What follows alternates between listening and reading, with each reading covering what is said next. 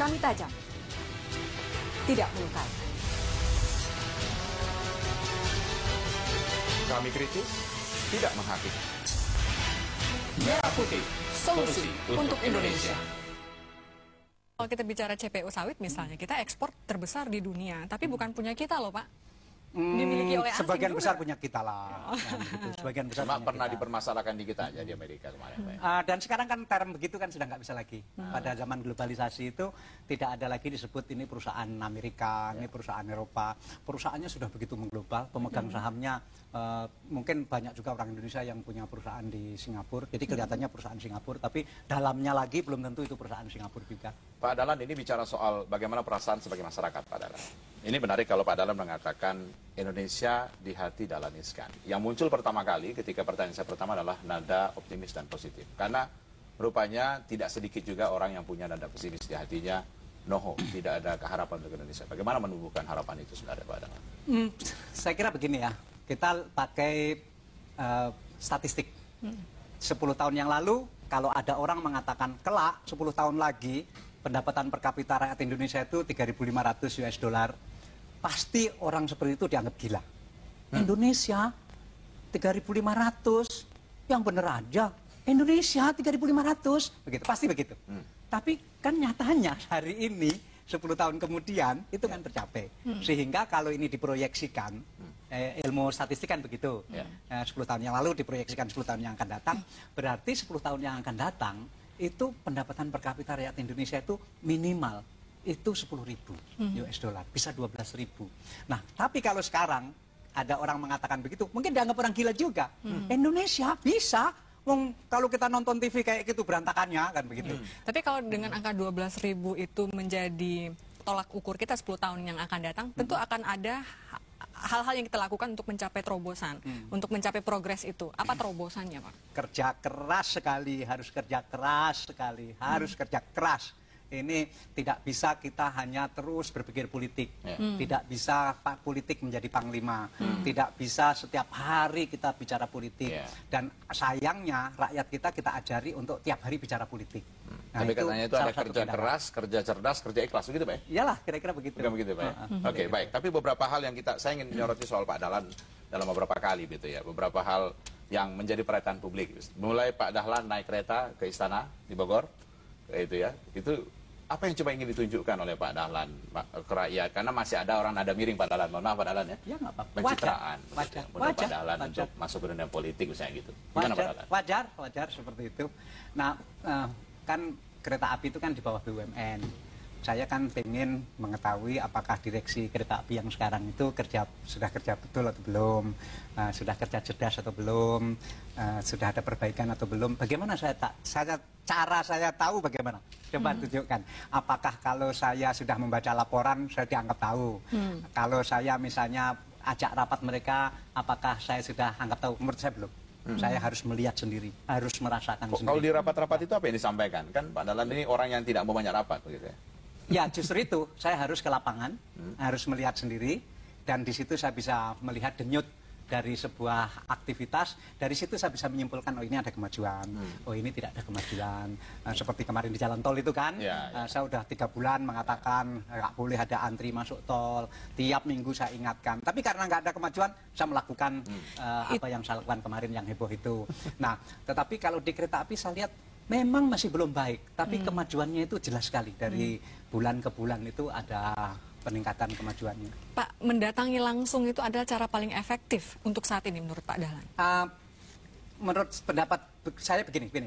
Saya kan pemimpin baru di BUMN, saya menteri baru, begitu. Seorang pemimpin baru itu sebaiknya lebih banyak terjun dan lebih banyak berperan.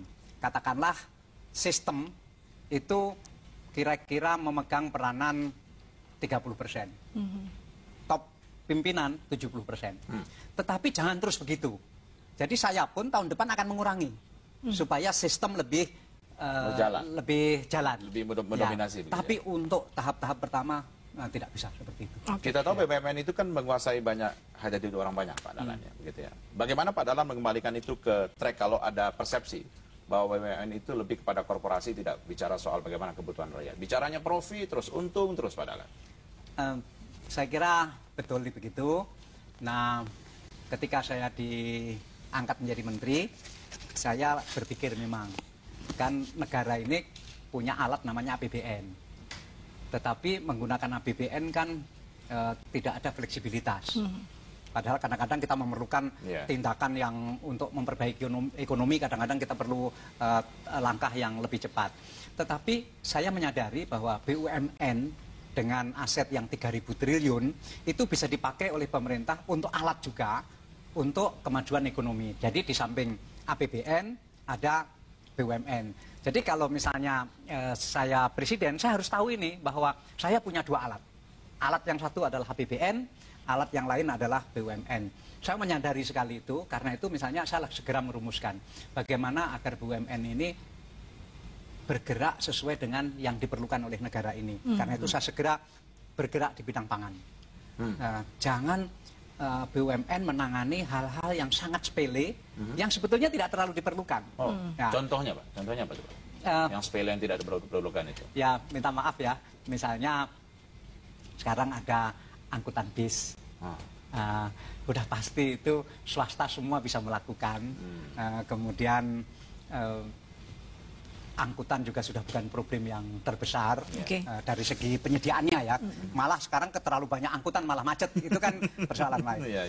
Tapi pangan itu menurut saya persoalan besar. Karena kalau pangan tidak cukup, itu rakyat bisa berontak. Begitu, dan ekonomi bisa Kenapa macet. BUMN harus memikirkan pangan? Kan sudah ada Kementerian Pertanian misalnya. Begini, pendekatannya tadi kan Kementerian Pertanian dia memikirkan pangan dengan senjata APBN. Nah, saya memikirkan pangan dengan senjata BUMN. Nah, sehingga nanti hasilnya akan menjadi kombinasi yang sangat baik. Karena banyak hal lebih fleksibel dan lebih cepat kalau diatur secara korporasi. Jadi misalnya begini, tahun ini saya programkan kita harus membantu pupuk, benih, dan pemberantas hama kepada petani. Kita anggarkan misalnya sampai 6 triliun. Itu cepat sekali. Tahun ini juga bisa jalan. Tapi kalau lewat APBN kan harus diusulkan, nanti tahun depan dibahas, tahun depannya lagi dibawa ke DPR. Nah, begitu kan. Kalau korporasi kan asal pemegang saham sudah setuju, kemudian direksi memasukkan itu dalam anggaran, langsung dilaksanakan. Tapi kalau di bidang pangan itu musuhnya sama nggak Pak? Sama-sama mafia pertanian? Antara BUMN dengan Kementerian Pertanian, APBN dengan BUMN? Kurang lebih sama ya? Musuh-musuhnya, hambatannya, tantangannya sama. Misalnya sekarang kita pengen mengelola sawah secara korporasi, langsung tahun ini bisa kita laksanakan. Ya, Pak, mengembalikan BUMN kepada core bisnisnya masing-masing, itu idenya? Ya juga. Tapi jadi kalau tadi itu mengarahkan BUMN ke arah yang diperlukan oleh masyarakat. Misalnya pangan tadi kita tangani sekarang besar-besaran, kemudian ternak kita tangani besar-besaran, infrastruktur kita tangani, karena itu yang selama ini katakanlah perlu perhatian besar. Nah, nanti juga pengentasan kemiskinan tentu saja yang dilakukan secara korporasi. Di lain pihak memang saya menyadari sepenuhnya perusahaan yang baik adalah perusahaan yang harus ingat core bisnisnya apa. Nah, misalnya ya belak-belakan aja, misalnya ada PT Berdikari menangani mulai dari mebel, asuransi, pergudangan. Nah, ini kita kembalikan ke core.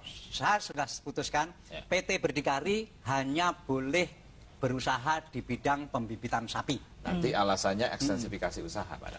Ya, biasanya begitu. Saya istilahkan itu manajemen yang suka loncat pagar. Pak, bagaimana mengelola resistensi yang bisa saja muncul ketika ada kepentingan yang terganggu misalnya? Ya, tentu itu satu risiko yang harus dihadapi. Saya percaya sekali bahwa kalau pimpinan yang paling tinggi itu tidak punya kepentingan apa-apa, tidak punya interest apa-apa, tidak punya facet apa-apa, ya tentu tetap ada perlawanan itu, tetapi relatif senjata mereka tidak banyak.